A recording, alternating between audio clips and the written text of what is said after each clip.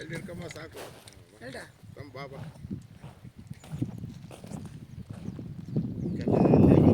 ಹಾಕ್ಬಿಡ್ತಾರೆ ಮೇಲೆ ಅರ್ಧಡಿ ಬೀಡುವರೆಗೂ ಅಷ್ಟು ಇದಿಲ್ಲ ಅಂದರೆ ಹೊಡೆದಾಕ್ಬಿಡ್ತಾರೆ. ವಾಷರಿಲ್ಲ ಕಣಲ್ಲಿ ಹಾಕಿದ್ದೆ ಅವಕ್ಕೆ ಹಾಕಿದ್ದೆ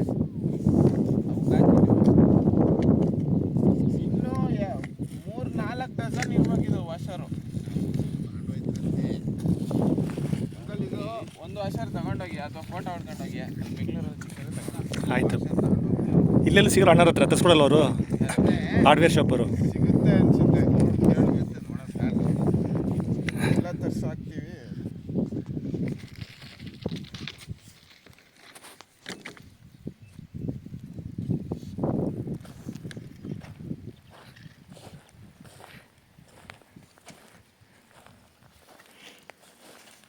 ನೋಡಿ, ನೀವು ಸ್ಪ್ರಿಂಕ್ಲರ್ ಜೋಡಿಸ್ತಾ ಇದ್ದೀರಾ, ಮಳೆ ನೀರು ಸ್ಟಾರ್ಟ್ ಆಯ್ತಾ ಇದೆ. ಪ್ರಕೃತಿ ನಾನು ಕೂಡ ಸ್ಪ್ರಿಂಕ್ಲಿಂಗ್ ಸ್ಟಾರ್ಟ್ ಮಾಡ್ತೀನಿ ಅಂತ ಇದೆ. ನಮ್ಮದು ಸ್ಟಾರ್ಟರ್ ಸುಟ್ಟೋಯ್ತಲ್ಲ ಅಂತ ನಾವು ಚಿಂತೆ ಮಾಡ್ತಿದ್ವು. ಹಾಂ, ಹೆಂಗೋ ನೈಟು ಮಳೆ ಮಧ್ಯಾಹ್ನದಾಗ ಅಲ್ಲಿಗೆ ಮಳೆ ಆಗಿದೆ. ಅಲ್ಲಾಗಿದೆಯಾ? ನಮ್ಮ ತೋಟಕ್ಕೆ ಮಳೆ ಆಗಿದೆ. Very good. ದೇವ್ರು ನಮ್ಮ ಕಡೆಗೆ ಇದ್ದಾನೆ ಅನ್ನೋದಕ್ಕೆ ಅದೇ ಸಾಕ್ಷಿ ಅಂದ್ಕೊಂಡು ಸುಮ್ಮನೆ. ಹಾಂ,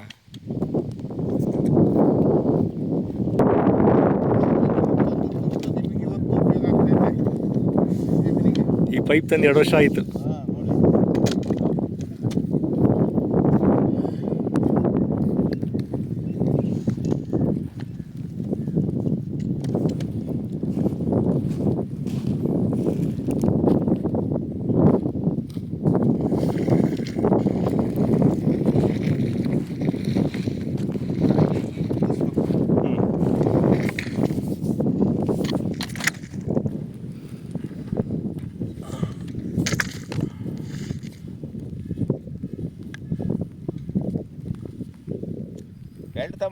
ಅಲ್ಲಿಟ್ಟು ಹೇಳ್ತಂಬ ಜಲ್ದಿ ಮಾಡೋಕ್ಕಾಗತ್ತೆ. ಇರೋದು ತಂದಿರಲ್ಲ ಅಂತ ಮುಂದಿನ ಅಷ್ಟೇ. ಜೆಟ್ಟೆ ತರಿಸ್ಬಿಡೋಣ. ಭಾಳ ತಡ್ರಿ ನಿಧಾನಕ್ಕೆ, ಸ್ವಲ್ಪ ಅವಸರ ಬೇಡ, ಸಮಾಧಾನವಾಗಿ ನೋಡೋಣ. ಇರಲ್ಲ ಮುರಿದೋಗ್ತು ಪಟಪಟ. ಹೇಳ್ಪ್ರತಿ ತೋಟದಾಗ ಕೆಲಸ ಮಾಡ್ತಿದ್ದೀನಿ ಹೇಳವಾ? ಹಾಂ, ಅದೇನು ಮತ್ತೇನು ಸಮಸ್ಯೆ ಇಲ್ಲ. ನಾನು ಈಗ ಕೆಲ್ಸಕ್ಕೆ ಬಂದೀನಿ. ಎಲ್ಲಿದೀಯ?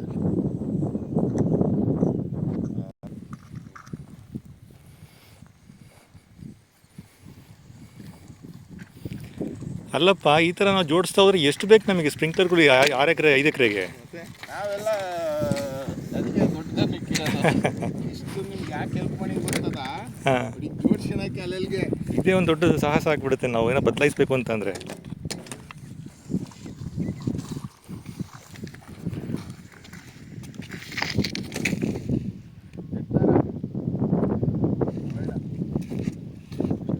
ನೋಡಿತ್ತು ಅಂದರೆ ನೀವು ಪಾಸ್ ಆದ್ರಿ ಅಂತ.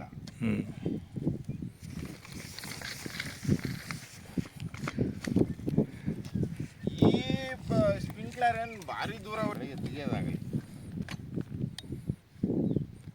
ಅಣ್ಣ, JCB ಏನಾಯಿತು? ಇವತ್ತಿನಿಂದ ಫೋನ್ ಮಾಡಿದ್ದೆ ಅಣ್ಣ, ಇದು ಇತ್ತತ್ತೈದು ಬಡ ಹಸಿಗೆರಿಂದ ಅಂತ. ಹಾಂ, ನಾನೊಬ್ರಿಗೆ ಫೋನ್ ಮಾಡಿದ್ದೆ. 3 ಗಂಟೆ ಅಷ್ಟೊತ್ತಿಗೆ ರೆಡಿ ಆಗ್ತೀನಿ ಬರೋದಾರೆ ಹೇಳಿ ಅಂತಂದರು. 1100 ರೂಪಾಯಿ ಗಂಟೆಗೆ ಅಂತೆ. ಅವರು ಆಪ್ರೇಟ್ರಿಗೂ ಒಳ್ಳೆ ಬೇಕು ಸರ್. ಇಲ್ಲ ಆಮೇಲೆ ನೋಡ್ಕೊಳ್ಳೋಣ ಅಂತ. ಈಗ ಅದೇನು ಅವಸರ ಇಲ್ಲ. ಆ ಕಡೆ ಕೆಲಸ ಹಾಕೋದು ಫಸ್ಟ್ ಬೆಳಿಗ್ಗೆ.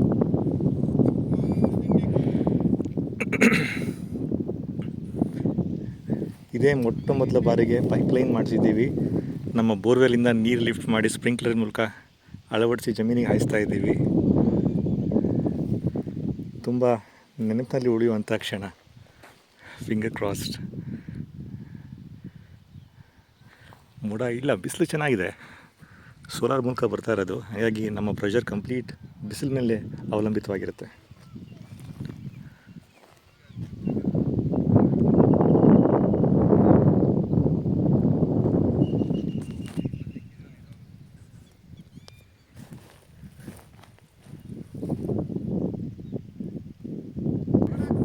Very good.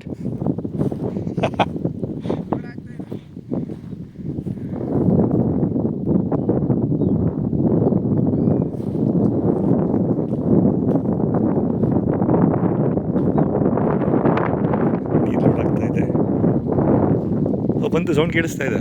1 2 3.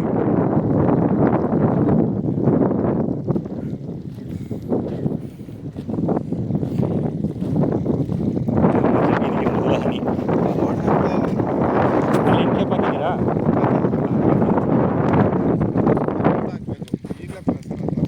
ಅಂತ ಇಲ್ಲ.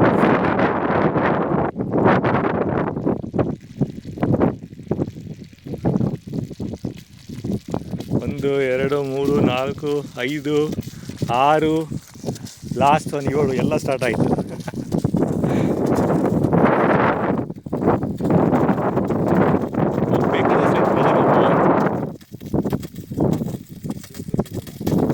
ಕರೆಕ್ಟ್ ನೋಡಿ, ಪೀಕ್ ಬಿಸಿಲು ಚೆನ್ನಾಗಿ ಬಂತು ಈಗ.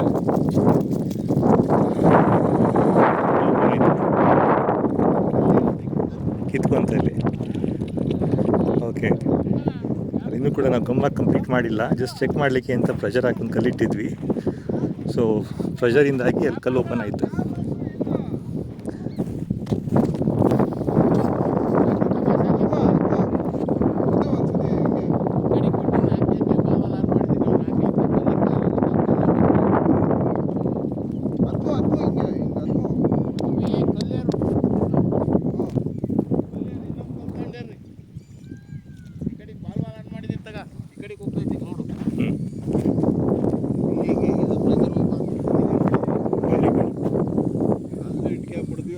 ನೋಡಾಗ್ಲಿಂತ ಹಾಂ ಹಾಂ ಹಾಂ ಆಮೇಲೆ ಹಿಂಗೆ ಆನ್ ಮಾಡಿದರೆ ಈ ಕಡೆ ಹೋಗುತ್ತೆ. ಹಾಂ